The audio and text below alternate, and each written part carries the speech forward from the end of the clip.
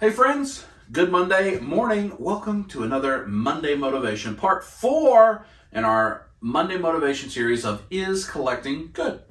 We spent 10 weeks talking about Is Collecting Bad? We looked at the way that this hobby has kind of gotten out of control in some areas and become more of a negative than a positive. In this series, we're going to talk about how do we retake it and make sure it is positive and focus on the positive things and not let it be a stressor. We talked in week 1 about the stress release, or we talked about why we collect, and we talked about we collect to connect. That's what we talked about in week 1, to connect with our feelings of the past, the nostalgia, which is today's topic, to other people, whatever the case may be. Number 2, we talked about week number 2, a stress release, and how this hobby can be a stress release, and how we should take time to reflect, just like we connect, to reflect and to meditate and be in our toy room or our toy display or with our figures and do things with them, the ones we already have. Don't be so worried about what's coming. Enjoy what you have.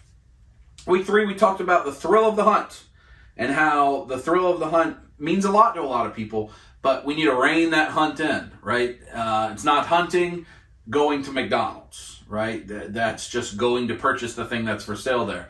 It's hunting if you go hunt and or fish or whatever, and you acquire your own food, and that's how you eat it, versus waiting in line at the place where they serve it to you. So less Walmart hunting, less Target hunting, more rare items, chase items, paint variants, nostalgia, retro items, whatever. And the hunt will be more meaningful. This week, we're going to get into nostalgia. So in week 4 of Is Collecting Bad, what we talked about was, were we brainwashed? We talked about the history of Saturday morning cartoons and the way that the laws changed around them and how we were marketed to, as kids, if you grew up in the 80s or early 90s like I did, to just buy and buy and buy, and you need this and you need this, and this is the greatest thing you've ever seen, and buy and buy and buy, and it never stopped. It just kept going over and over again. That's what we talked about. And is all that true? Yes. But does it minimize the nostalgia we have at that time? No, it absolutely does not. It absolutely does not. If you're a long-term collector, if you've been collecting since the 80s, 90s, even if your starting point of your collection was a little kid, you have great nostalgia for those times. And that nostalgia doesn't magically go away just because maybe you realize you were preyed upon as a child.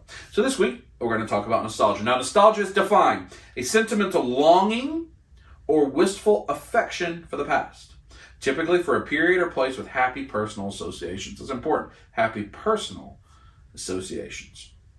You have a sentimental longing for the past, place you have personal associations. We talked, I think, a little bit about in week 1 about it needs to be the way these things make you feel, not the things themselves.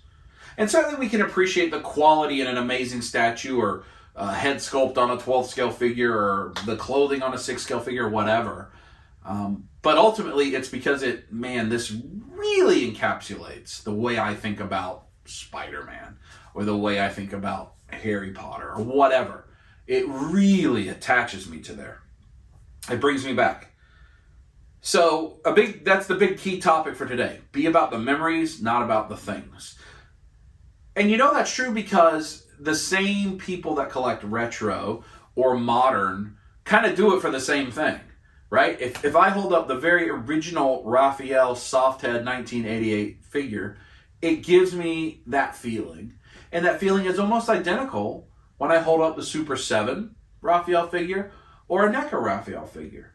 Because it connects me back to the place that I was when I was 7, 8, 9, 10 years old, sitting on the floor, playing with Ninja Turtles, watching the Ninja Turtles cartoon, and I didn't have to worry about bills, taxes, or insurance, or interest rates, or any of that. All I had to do was play my toys and try not to get on punishment. That was it. Because if I got on punishment, my toys got taken away. And that is a good feeling. That's a positive feeling. So when we get these things, and we connect with them, and they take us back to that place, that is good. That's a good thing. Why? Because the real world and the everyday adult life is challenging sometimes. Even when it's going good. You get a promotion, you get a raise, comes a new responsibility. Things you're not used to, and that stresses you out. And you think about, man, I wish I was at the time where I did X. I watch Stranger Things. We watch Stranger Things as a family. We enjoy it. And we talk a lot about, with Kai, about, she asked, were things really like that when you grew up? I'm like, yeah, absolutely it was. Absolutely it was. We, during the summertime especially, my mom would say, get out, go, come back when the sun's going down for dinner. I don't want to see you. And we would play what we called Fort.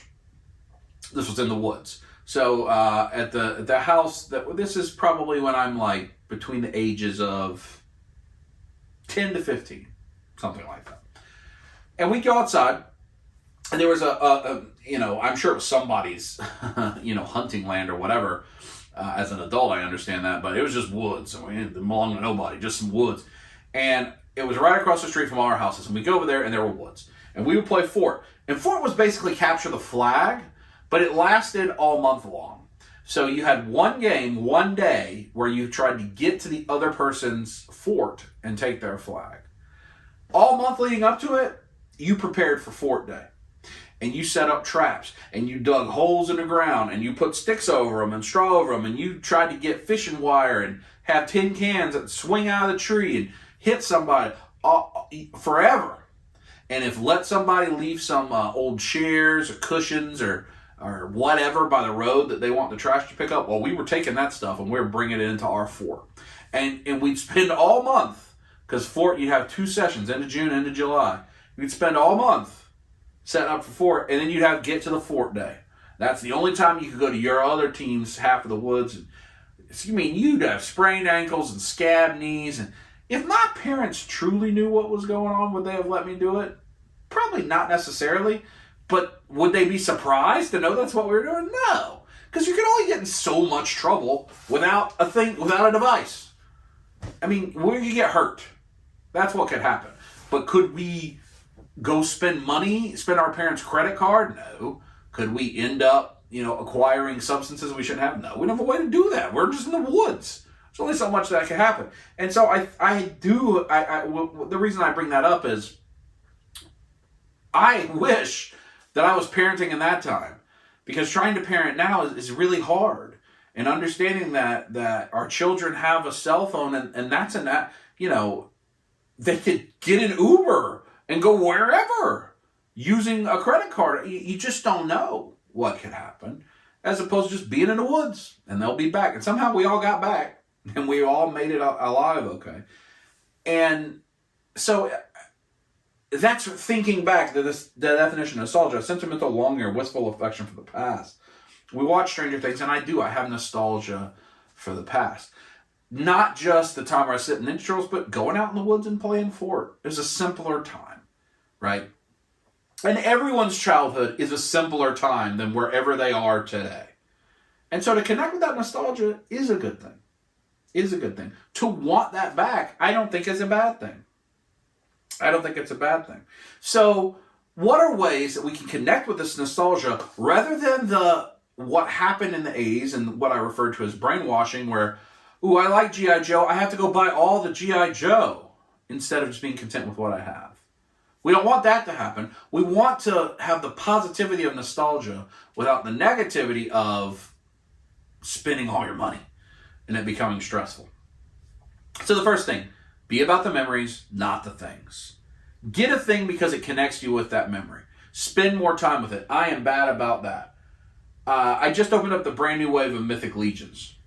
You say, well, that doesn't really have any nostalgia for you. Well, not Mythic Legions themselves, because they're a brand new toy line that's been around for less than 10 years, and they're not based on anything. But when there was a goblin wizard in this most recent wave of Mythic Legions, and I got him, and it just instantly made me feel like I'm a kid, and now I have a Lord of the Rings goblin to play with. I never had one of those as a kid. But it took me back to that time, and I sat there and I held it and I messed around with it and I posed it, and I only spent a minute or two, and I should have spent more. And I thought about how much I would have loved that as a child, to have a Lord of the Rings goblin to play with, to be the King Goblin from The Hobbit or whatever. And I need to do more of that. Connect with the things and let the memories come. Don't be in such a hurry to unbox them and put them on your shelf to never touch them again until you have the inevitable dominoes of figures falling all over the place. Be in more of a patient mindset to just enjoy them for what they are and let those memories flood over you. One of my favorite things that we do with Kaya is whenever we're watching a thing, so we watch through all the Harry Potter, we watch through all the Lord of the Rings. Currently, we're watching through Game of Thrones. We're in season 7. We're almost done. And so I don't let her look at the figures that are up here until we're done because they may spoil her. But then when we're done, she wants to run here and look at all the figures.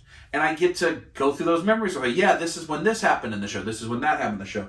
With all the Dragon Ball stuff, oh, this is when this happens with Krillin or whatever. And it's fun because we get to connect to the memory that we only recently watched, but that I think will carry over as a core memory for her later as she becomes an adult. So be about the memories, not the things. When you have the things, don't be such a rush to do something with the thing. Enjoy it. Play with it. Use what you have to get those memories back into your mind. Another thing, being around these things to experience them doesn't mean you have to buy them all. Doesn't mean that. I learned that from Humpty, our friend Humpty, who you see in a lot of OG Geeks videos. And for the first couple of years we hung out with Humpty, I never saw him buy anything. Humpty that makes the dragons. Never saw him buy anything. He would just come hang out. And he would point to, oh, this stuff, man, I remember having this thing as a kid. And I remember having that as a kid. I think it was Street Sharks or something like that, something obscure. Oh, man, that was something. But he wouldn't buy it, but he would feel the nostalgia because he'd be around it. He'd go to a convention or come to somebody's house in a collection and he would take it all in and be around it and experience the nostalgia without having to open up the pocketbook. I think that's a lesson all of us can learn from better, right? I wish there was an action figure museum close to me that was good. I don't know if there's an action figure museum anywhere, but I would imagine there would be a lot of people interested in going to an action figure museum and paying $5 to go walk through and enjoy what action figures have evolved in over time and getting the nostalgia. Oh, I had that one. That's what came after that. Wow, I was out of it by the time this version of He-Man came out. I think that would be fun. So you can be around them, you can experience them. It doesn't mean you have to buy them all. Doesn't mean it has to become a stressful thing for you. It can just be a positive thing. And the final thing to experience the nostalgia is watching the properties.